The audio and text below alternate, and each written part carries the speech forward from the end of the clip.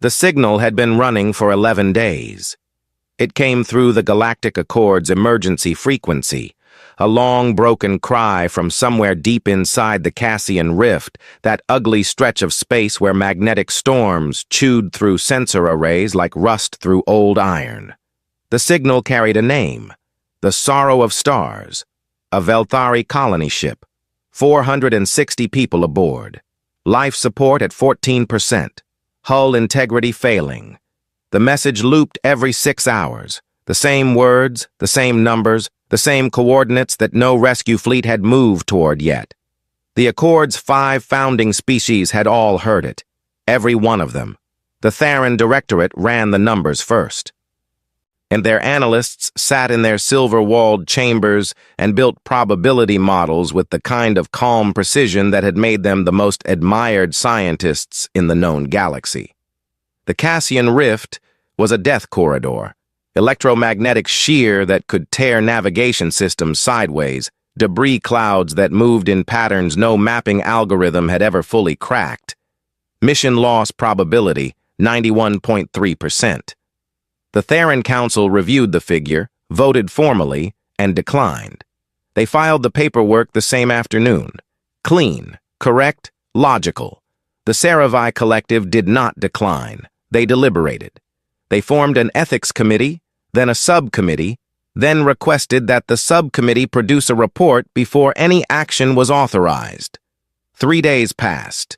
The report was still being drafted. The signal kept looping. And the Mindari hegemony dispatched a probe, unmanned, highly sophisticated. It entered the rift and survived for 6 minutes and 14 seconds before the magnetic shear shredded its navigation core. The Mindari logged the probe as lost, updated their rift mapping data by a marginal amount, and returned to other business.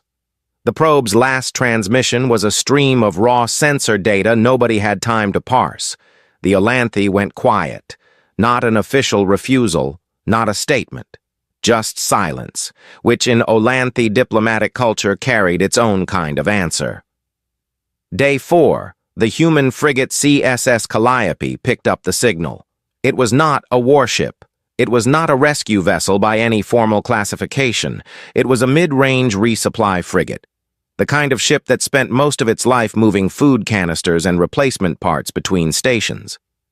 Unremarkable in every technical sense, with a crew of 31 and a hull that had been patched in 11 different places since its last full service. Commander Diane Kowalski had been on her 3rd cup of coffee when the signal came through her comms officer's station. She set the cup down. She read the coordinates. She read the casualty count. She looked at the rift profile data on her secondary screen for about 45 seconds. Then she filed a mission request up the chain of command. The chain hesitated. It asked for a risk assessment. It asked for a probability breakdown. It asked her to wait for a formal Accord response before acting unilaterally on what might fall under collective jurisdiction. She waited 4 days. She read the same looping signal 400 and something more times. On day 12, she stopped waiting. The Calliope's course change was logged at 0340 station time. Navigator Cody Marsh plotted the entry vector into the rift while eating a granola bar, calm the way people get calm when they've already made their decision and stopped arguing with it. Marsh was 26 years old, grew up on the Georgia coast, and had a way of talking to the Calliope's navigation system like it was an elderly relative whose quirks he'd memorized and loved anyway. He patted the console once, quietly, before he locked in the heading. Chief Engineer Nora Patel was already in the lower decks when the course change registered. She had felt the ship begin to shift before the announcement came through. She always felt it. The way the engine tone changed when Kowalski made up her mind about something. Patel was 44 years old, second-generation Navy, and had the look of someone doing complex math in their head at all times. She pulled up her maintenance logs and started making a list of everything that would need reinforcing before they hit the rift's outer edge.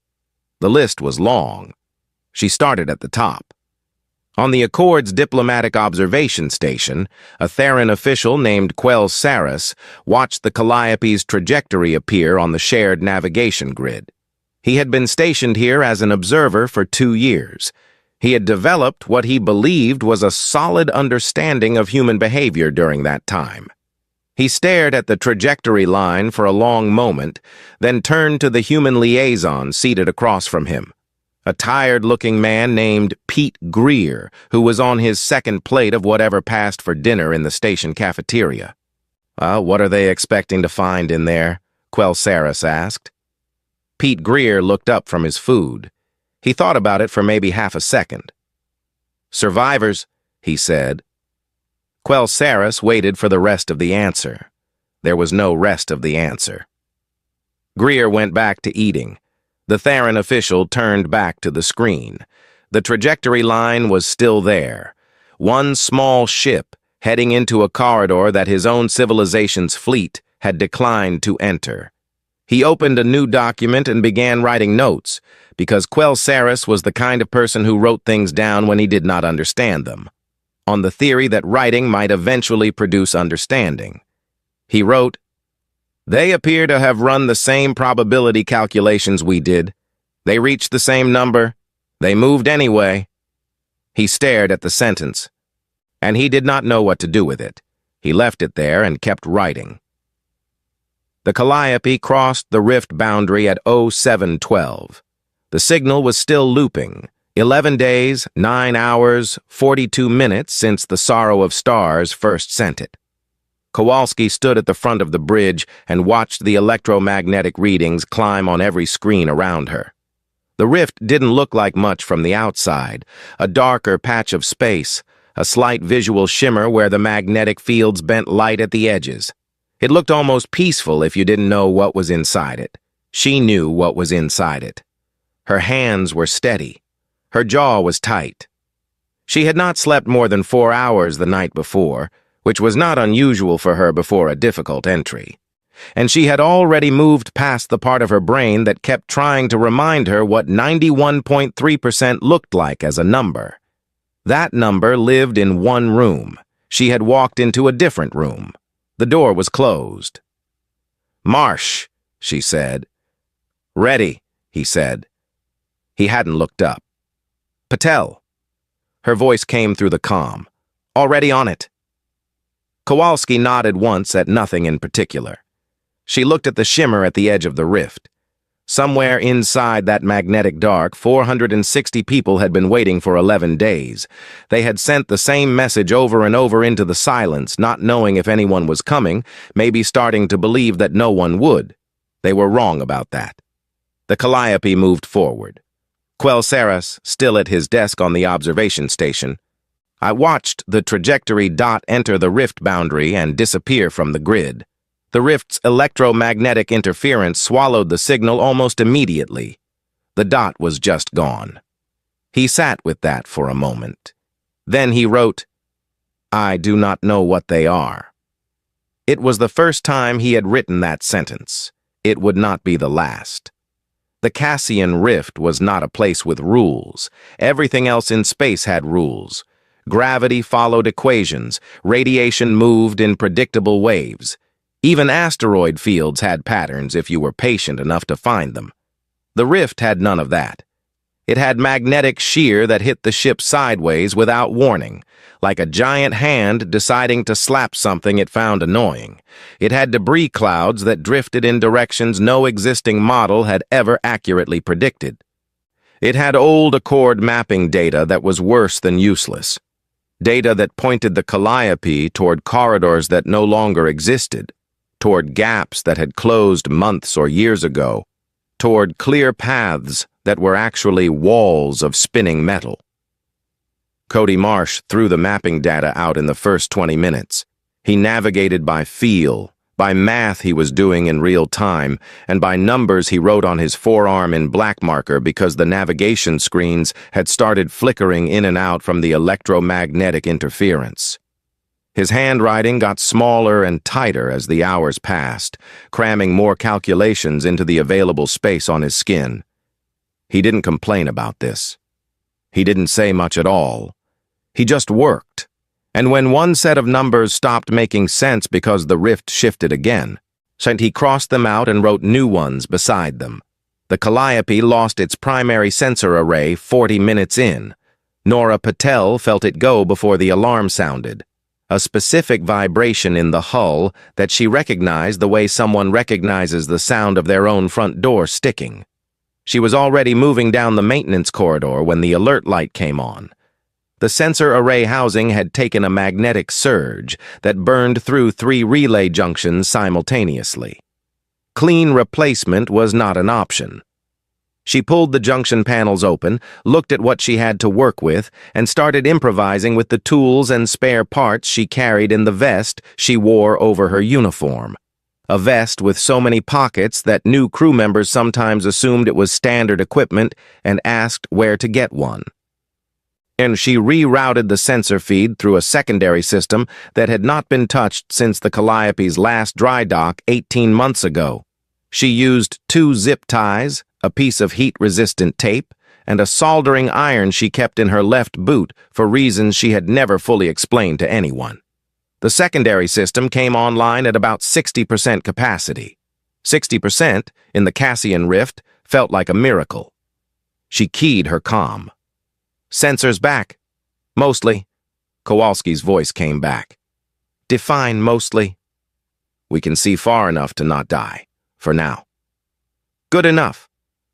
On the observation station outside the rift, Quell Saras was receiving fragmented transmission bursts from the Calliope, partial data packets that the rift spat out occasionally before swallowing them again.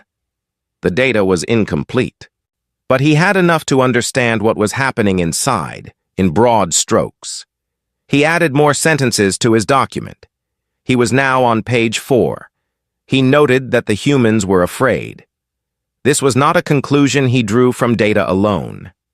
He had spent enough time around them to read certain physical signals. The way Commander Kowalski stood with her weight slightly forward, like someone bracing for a blow that had not arrived yet. The way the engineer's transmissions came through clipped and fast, efficient in a way that signaled her mind was moving ahead of her words.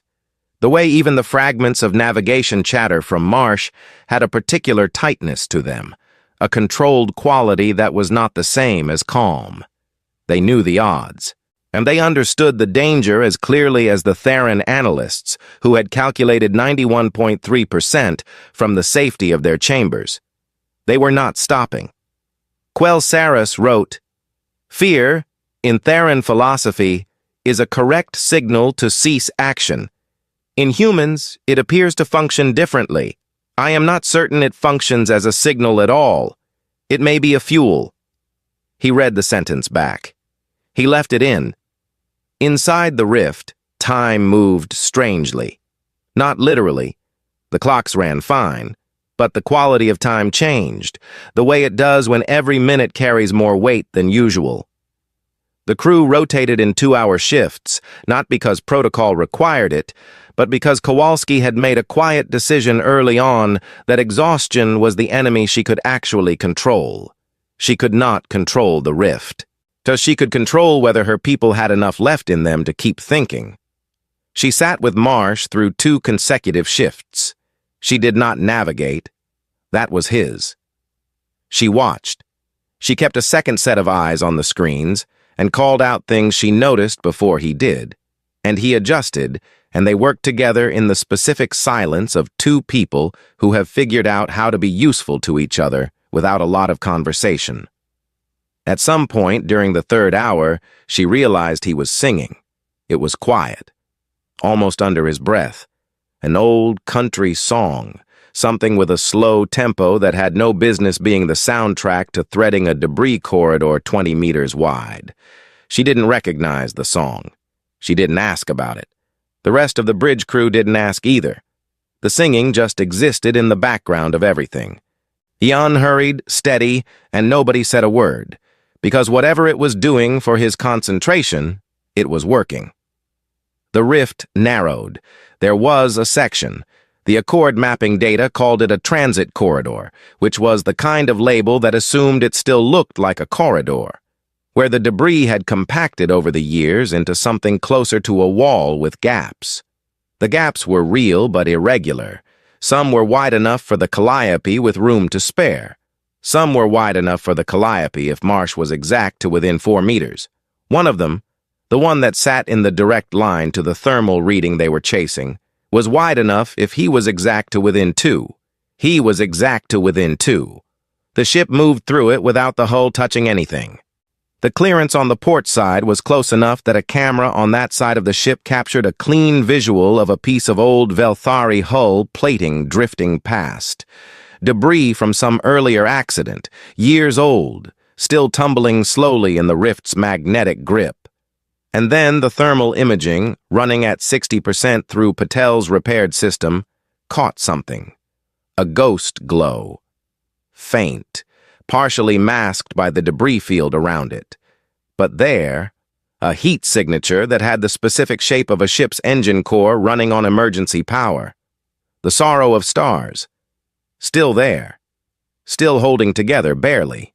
And something else. A second signal, small and irregular, broadcasting on a Mindari probe frequency. The probe the hegemony had written off as lost 11 days ago was not dead. It was damaged. Sitting wedged against a chunk of debris, running a looped distress signal of its own on battery power that had to be almost gone. The Mindari had declared it lost. Nobody had come back for it. Kowalski looked at the probe signal for a moment. Then she looked at the Sorrow of Stars' thermal reading, which was still 11 minutes of careful navigation ahead of them. Then she looked at the probe again. 3-minute detour, she said. Marsh was already adjusting the heading. Quell Saris, receiving the fragmented data burst 20 minutes later, spent a long time with that particular piece of information. The humans had taken a detour inside a lethal debris field, and during a mission already operating at the edge of what was survivable, to recover a probe belonging to a civilization that had not sent a single ship to help with the rescue they were currently executing. He opened a new line in his document. He wrote, "Because we were in the neighborhood." He had gotten that phrase from a fragment of bridge audio, Kowalski's answer when the probe salvage query came through the comms log. He did not know what to do with this phrase either. He wrote it down anyway. He was writing down everything now because something was happening inside the Cassian Rift that he did not have existing vocabulary for, and he had the growing feeling that vocabulary was exactly what the Accord was going to need. The Calliope moved toward the Sorrow of Stars. The debris closed in around it on both sides. The Marsh kept singing. The Sorrow of Stars was still standing because of one woman's stubbornness and very precise math. Elder Cirrus Van had been the colony ship's record keeper before the accident, which meant her job in ordinary times was to log cargo manifests, crew rotations, and the kind of administrative data that nobody reads unless something goes wrong. When something went wrong, catastrophically, in the span of 4 hours 11 days ago, she became the person who kept the ship from collapsing into chaos. She did this not by being loud or forceful, but by being organized in a way that felt almost aggressive. She rationed food in calculations so precise they accounted for each person's body weight and metabolic rate. She organized work shifts around remaining power availability, in switching systems off in rotating cycles so that no single system drained the last reserves. She kept records of everything, every decision made, every system that failed, the exact time of each failure, because she had decided early on that someone was going to want to know what had happened here. She had not been certain the someone would arrive while she was still alive to tell them. When the proximity alarm went off, and the sensor team reported a small ship threading the outer debris field on what appeared to be an intercept course, the Sorrow of Stars went quiet for about 10 seconds. Then it got loud all at once. Voices, movement, children crying without fully knowing why, adults asking questions faster than anyone could answer. Cirrus Van stood in the center of the control room and let it run for those 10 seconds. And then she held up one hand. The ship went quiet again. "Wait," she said. "Let us see what it is first." What it was, it turned out, was the Calliope, a human ship, small and battered-looking, moving through the debris corridor with the specific careful patience of something that had been doing very difficult navigation for several hours. The breach seal request came through on emergency frequencies 2 minutes later. Docking protocols were followed. The airlock pressurized. The first human through the door was Nora Patel, carrying a toolkit in one hand and a sensor unit in the other, already looking at the wall panels with the expression of someone assessing damage before anyone has said hello. Behind her came 2 crew members with medical kits. Behind them came Commander Kowalski. Cirrus Van had communicated with humans before. Through diplomatic channels, through standard Accord language networks. She had never stood in the same room as one. She registered several things simultaneously, that Kowalski was not particularly tall, that she moved with the specific economy of someone who had long since stopped wasting energy on anything unnecessary, and that she looked tired. The deep kind of tired that settles into the face and stays there. Kowalski looked at Cirrus Van for a moment, then looked at the state of the ship around her. The dim emergency lighting, the cracked ceiling panels, the improvised repairs holding entire sections of wall together. "How many?" she said. 460, Cirrus Van said. "All alive." Something moved through Kowalski's expression too fast to fully read. "Okay," she said. Let's get them out." The evacuation was 4 hours long and it was not graceful.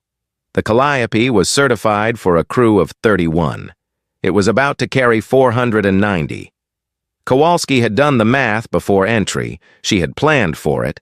But there is a difference between numbers on a screen and the physical reality of 460 Velthari, men, women, elderly, children, some injured, some barely walking, moving through corridors and into a ship that had been designed with entirely different assumptions in mind. Cargo bays became sleeping areas. Patel and 2 crew members moved through the Sorrow of Stars while the evacuation ran, doing emergency repairs to keep the dying ship's life support functional long enough to stay safe during the transfer, buying time in 2-hour increments, one system at a time. She was covered in coolant fluid and what appeared to be something orange from a broken emergency ration container by the end of the 2nd hour, and she had not slowed down at all. Marsh gave up his bunk without being asked, without commenting on it, and started sleeping in the navigation bay on a folded thermal blanket, which he arranged with the specific efficiency of someone who had clearly done this before. The children came through the airlock in small groups, shepherded by their parents and by crew members who had volunteered for the job. Most of them were quiet in the way children get quiet when the adults around them are tense. Some of them stared. Velthari children had never seen humans in person, only in images, in official Accord documentation, and in the kind of sanitized visual record that tells you what something looks like without telling you what it is. The humans were different from the images, more textured, noisier, warmer in a literal physical sense. Their body temperature ran higher than Velthari baseline. One child reached out and touched Cody Marsh's arm as he guided her group through the main corridor. She was maybe 4 years old, small even by Velthari standards, with the wide-set eyes of her species that made her look like she was permanently asking a question. She touched his arm with the precise, cautious interest of a scientist handling new material. He stopped. He looked down at her. He made a face, eyebrows up, mouth sideways, the specific ridiculous expression of an adult who has decided to be silly on purpose. She made a sound. Her mother made a sound. The Marsh realized a moment later that the sound was laughter, the first laughter on the Sorrow of Stars in 11 days. He made the face again. More children laughed. He kept walking them through the corridor. Cirrus Van watched this from the doorway of the control room, still holding the records she had been maintaining through 11 days of dying ship and empty emergency channels. She had continued adding to them even during the evacuation, time-stamping each entry, noting each person's safe passage through the airlock with the same precision she had applied to everything else. The record was nearly complete now. The number was going down. 460 minus each name she marked as through and safe, getting smaller in a direction that felt like something she did not have a word for yet. She found Kowalski near the end, when the last group was moving through. "Why did you come?" she asked.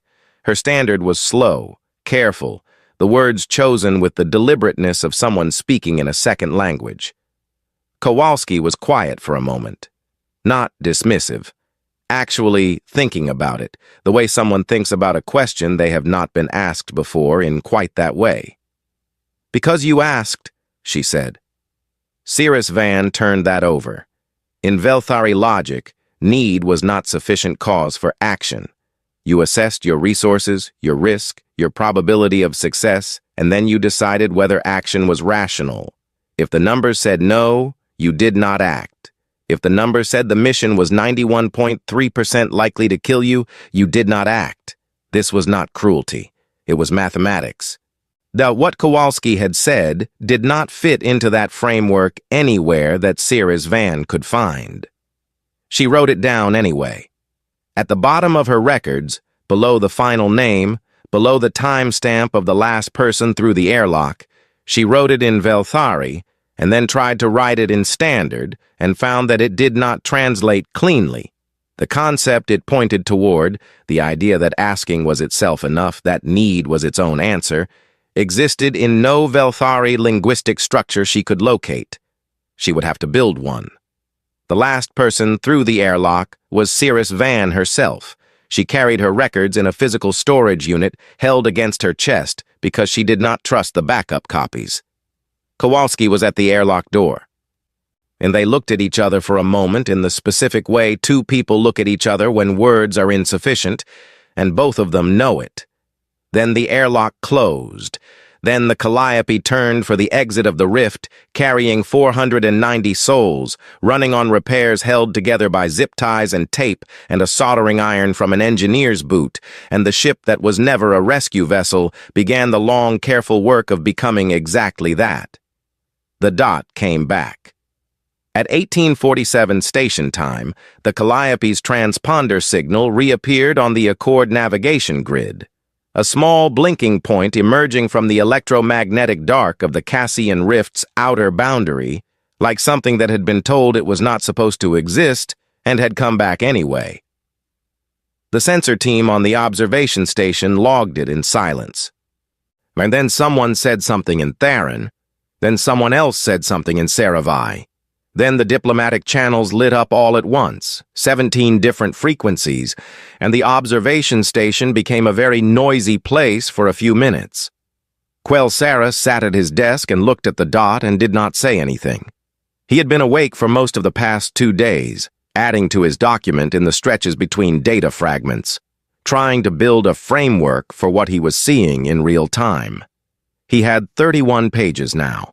He had used the phrase, "I do not know what they are," 14 times. He had a section titled, "Notes on Fear as Fuel," that he had started and stopped and restarted 3 times, because he kept feeling that he was almost understanding something and then losing it. Now the dot was back. He ran the scan data as it came in. In the Calliope's hull temperature was elevated, consistent with a high-stress transit. Navigation array showing partial function. Life support systems running well above standard capacity. Mass reading significantly heavier than the ship's logged weight. He ran the mass reading twice, then a third time, 490 aboard. He opened a new paragraph and wrote, "They brought all of them." The Theron Honor Fleet had been dispatched the moment the signal was confirmed. 17 ships, gleaming and fully equipped, with medical personnel and proper triage facilities and all the resources the Accord had failed to mobilize when the resources might have mattered. They arrived 22 minutes after the Calliope cleared the rift boundary. 22 minutes. Quell Saris noted the number. He noted it carefully. Commander Kowalski's first communication with the incoming Theron fleet was brief. The Theron fleet commander offered assistance with triage, transfer, and medical assessment. His tone was formal and generous, the tone of someone extending a significant offer. Kowalski's response came back after a short pause, polite, clear, with the specific, careful word choice of someone who was choosing not to say several other things they could have said instead. She said they were welcome to assist now that the hard part was done. The fleet commander did not respond to that for several seconds. Then he confirmed receipt of the communication and began coordinating approach vectors. Pete Greer, still on the observation station, watched the Calliope receive the incoming fleet from his chair in the common area. He had a cup of coffee, and he had not slept much either. He watched the 17 ships arrange themselves around one very small, very damaged frigate, like an honor guard that had arrived late to the thing it was supposed to be guarding. Quell Saris came and sat across from him. "Did your people know they could do it?" the Theron asked. "Before they went in? Did they know they would come back out with survivors?" Greer thought about this for a moment. "No," he said. "I don't think they knew." Quell Saris waited. "That's not really how it works," Greer added. Quell Saris waited some more. Greer drank his coffee. No further explanation came. The Theron official returned to his desk and wrote that sentence down. "That's not really how it works." He stared at it. He had no idea what it meant as a complete thought. He kept it anyway. He was keeping everything. And the Accord's formal response to the rescue arrived through diplomatic channels over the following 48 hours. There were commendations. There were carefully worded statements of admiration from the Saravai Collective, which had still not finished its ethics committee report when the Calliope emerged from the rift with everyone alive. There were formal acknowledgments from the Theron Directorate, noting that the human vessel had achieved an outcome that their own probability models had correctly assessed as highly unlikely. The Mindari hegemony sent nothing for 2 days. On the third day, a short communication arrived. It came directly to the Calliope, not to the Accord diplomatic network, not to a committee or an ambassador, but to Commander Kowalski personally. The Mindari did not issue formal statements through personal channels. It was not standard procedure. Quell Saris noted this in his document as a deviation without precedent in his 11 years of diplomatic observation. The message was 3 words in Mindari standard. The translation was approximate. Mindari grammar did not always map cleanly, but the version that circulated through the diplomatic community rendered it as, "We were wrong." No elaboration, no context, no specification of what exactly they had been wrong about, just the 3 words, which in Mindari culture apparently required considerable internal effort to produce because the hegemony was not in the habit of saying them at all. Quell Saris wrote the 3 words at the top of a new page. He looked at them for a while. Well, then he did something he had not planned to do. He requested permission to visit the Calliope in person. Permission was granted. He traveled across by shuttle, following the formal protocol for boarding a vessel of another species, wearing the full diplomatic designation marks that indicated he was there in an official observational capacity. A crew member named Kevin Bright met him at the airlock. Young, looked like he had been awake for a long time, carrying a cup of something hot that he offered to the Theron official with a kind of automatic, unthinking hospitality that Quell Saris noted and filed away. He moved through the ship. It was crowded in a way that the Calliope had clearly not been designed to be. Velthari were everywhere, sitting in corridors, sleeping in cargo bays on folded blankets, gathered in small clusters around nothing in particular, the quiet gathering of people who had survived something and had not yet fully processed what surviving it meant. Human crew members moved through and around them with the practiced efficiency of people managing an unusual situation by deciding it was simply the situation and getting on with it. He found Cody Marsh in the navigation bay, asleep on the floor on a folded thermal blanket, one arm across his face against the light. His bunk, Quelsaris learned from Kevin Bright, was currently occupied by a Velthari family of 6. Nobody had asked Marsh to give it up. He had just moved his blanket to the floor and apparently not thought about it since. Quelsaris stood in the doorway for a moment, and he wrote in his notes, "There is a behavior here that I cannot categorize under strategic generosity, social performance, or resource exchange. It appears to be neither. I do not have a category for what it is."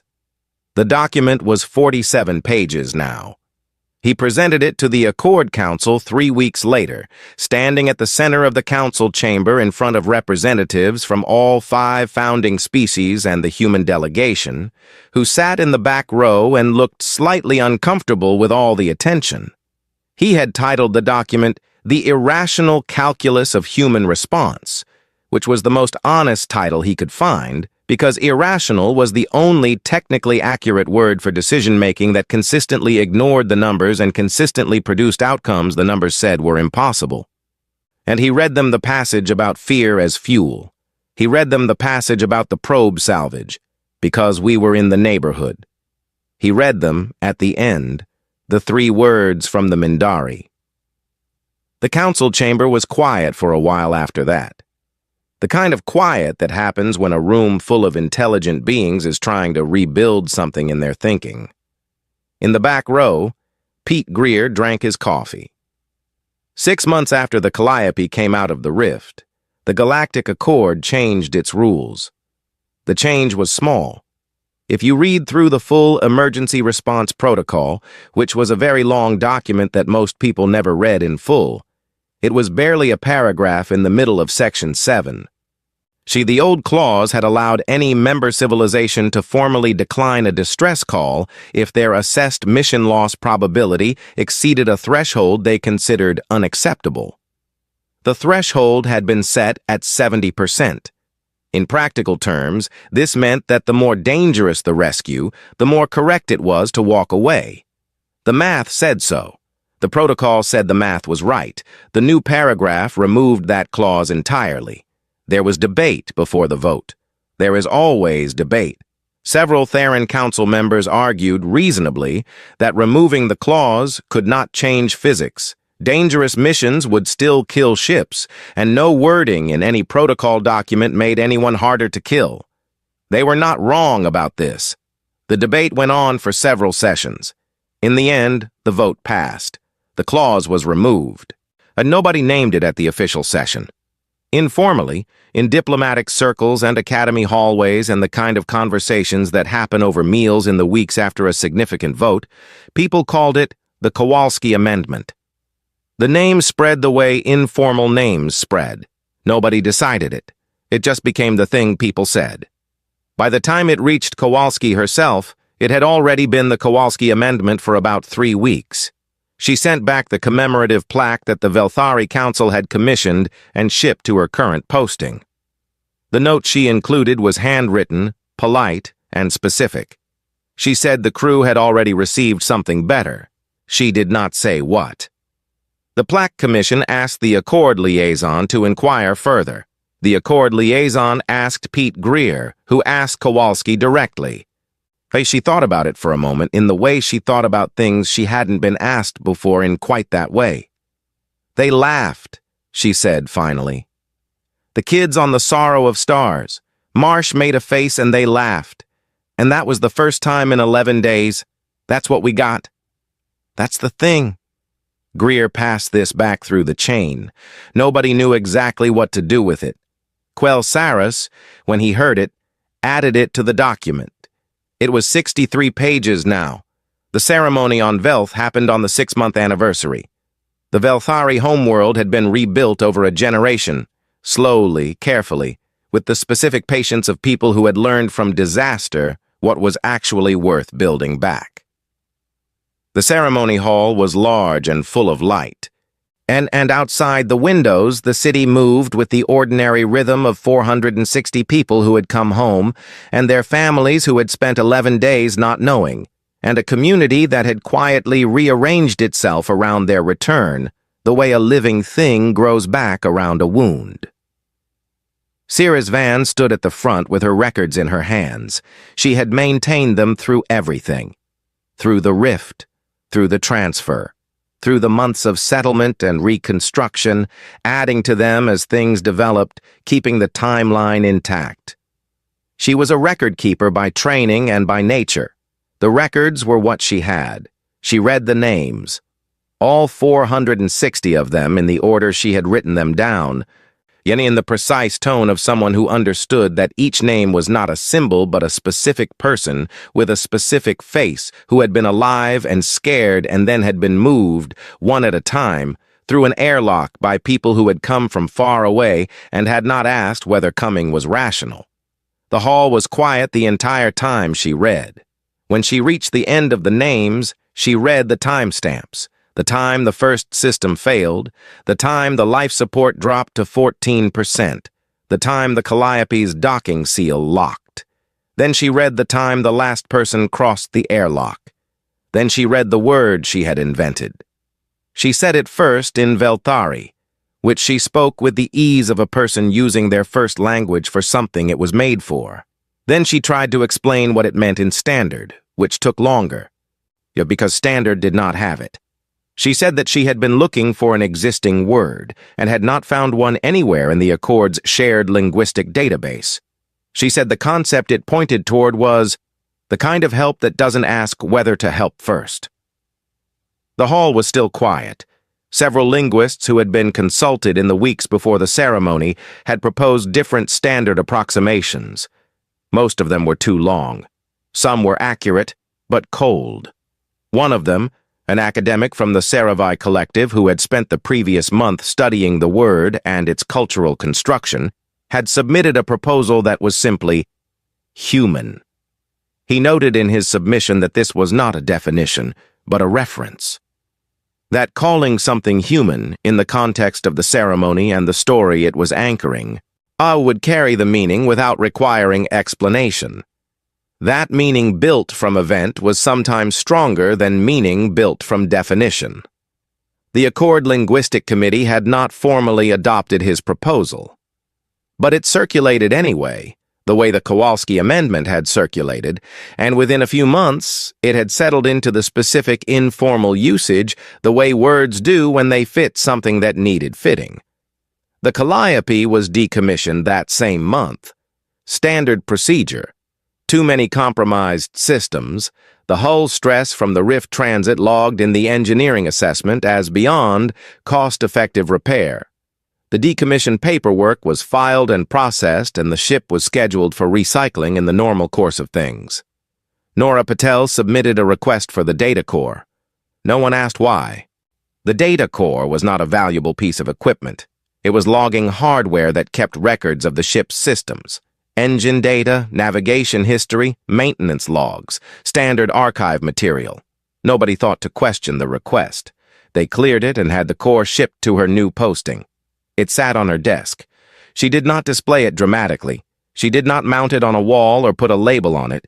She just put it on the corner of her desk the way people put things they want to be able to see, and left it there. Cody Marsh got a new assignment 3 months after the decommission. A navigation posting on a larger vessel. A promotion that his commanding officer had been trying to give him for over a year. He accepted it without much ceremony. On his first day aboard the new ship, he did the thing he always did. He stood in the navigation bay and listened. He listened to the engine hum, the particular vibration of the life support cycling, the way the ship settled and creaked in the small ways that every ship does. He learned its sounds the way you learn the sounds of a place you are going to live. He named nothing. He just listened. Kowalski took a shore posting. 8 months. Teaching navigation at a joint Accord Human Academy, where students from 6 species sat in the same classrooms and learned the same equations. She was not a natural teacher in the theatrical sense. She did not pace dramatically, she did not give speeches, she did not have the kind of personality that fills a room. What she had was the quality of someone who had seen what the equations actually meant when applied to something real. And that quality came through whether she was trying to project it or not. On the first day of each new class, She asked the same question. What is the most important thing to learn? The students gave different answers. Some were technical. Some were philosophical. Some tried to guess what answer she wanted and gave back a version of what they thought she had already decided. She listened to all of them and said nothing until they were done. Then she went to the board and wrote one sentence. She wrote it in Standard because Standard was the only language all of them shared, and she wrote it in lowercase letters without emphasis, the way you write something that does not need emphasis because it carries its own weight. She wrote, "The math is not the mission." Then she sat down and started the class. And the students copied it into their notes. They argued about what it meant for years, in dormitory hallways, in late-night study sessions, in the kinds of conversations that happen between people who are training to go out into space and are still figuring out what they actually believe about it. Some of them thought it meant the numbers were not important. Some of them thought it meant the numbers were one part of a larger thing.